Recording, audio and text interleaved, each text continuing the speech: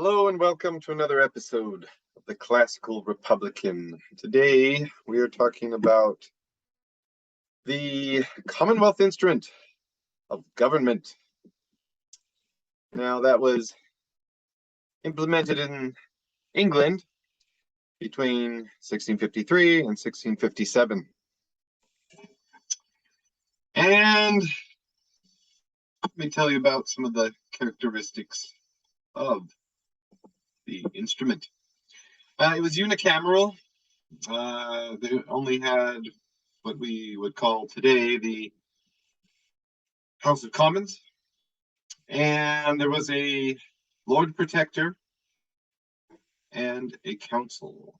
That Lord Protector was Oliver Cromwell. So the Lord Protector had a lot of power. He was chief magistrate, commander-in-chief. There were some checks on that. He would sign bills into laws, and there was this 20 days he had to sign it, or it was vetoed. So it was kind of like a pocket veto. Now you had the council. That was 13 to 21 members. So you needed 7 to conduct business. 13 was the quorum when electing the Lord Protector. And it was created, you would get 6 nominated by Parliament, and then the council would nominate 2 of those, and then the Lord Protector would choose 1. So that was considered like one ballot. Powers, it had, they conducted foreign policy, and there was also all these lands that had been confiscated. And so that's kind of the premise of Harrington's Oceana.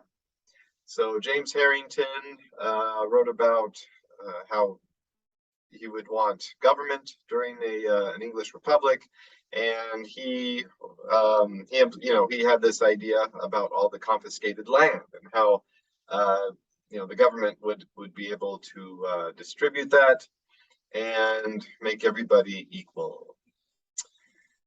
Now, Lord Protector and Council were running government while the Parliament was not in session.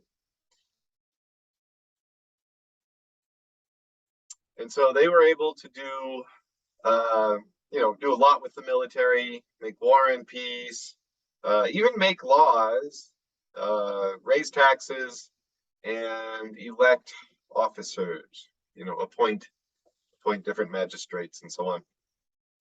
All when Parliament was not sitting. Okay. So all these actions had to be completed, or had to be approved by the Parliament. Parliament, 400 plus. They meet every 3 years on the 3rd of September. They can meet for 5 months without. They could choose to meet for a smaller amount of time, but if they go beyond 5 months, then the Lord Protector could have a say about what's going on there and shut them down. Scotland and Ireland only got 30 representatives each. They had to be 21 years or older, and you had to have 60 to have a quorum. Voters had to have 200 pounds or more, not be Catholic, and not be anti-Parliament.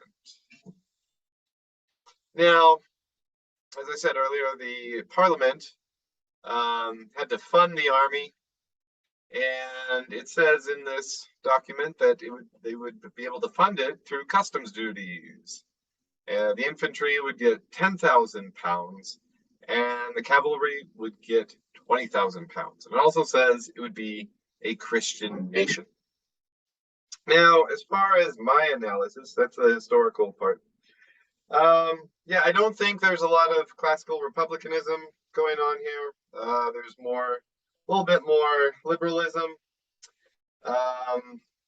And when I say liberalism, I'm talking about Hobbesianism, the more of the Hobbesian brand of liberalism, early liberalism. And this is when Hobbes is writing, and this is he wants to have a strong state in order to preserve in your individual lives. So that's the most important thing for him is the survival. So yeah, so Hobbes would have been happy with a strong Lord Protector, although Harrington was, maybe at the beginning have a strong legislator, kind of like a Lycurgus or Moses figure to establish the nation, and then to, let the thing run on its own with all the checks and balances. That's what would have been James Harrington's ideal, but that's not what he got. And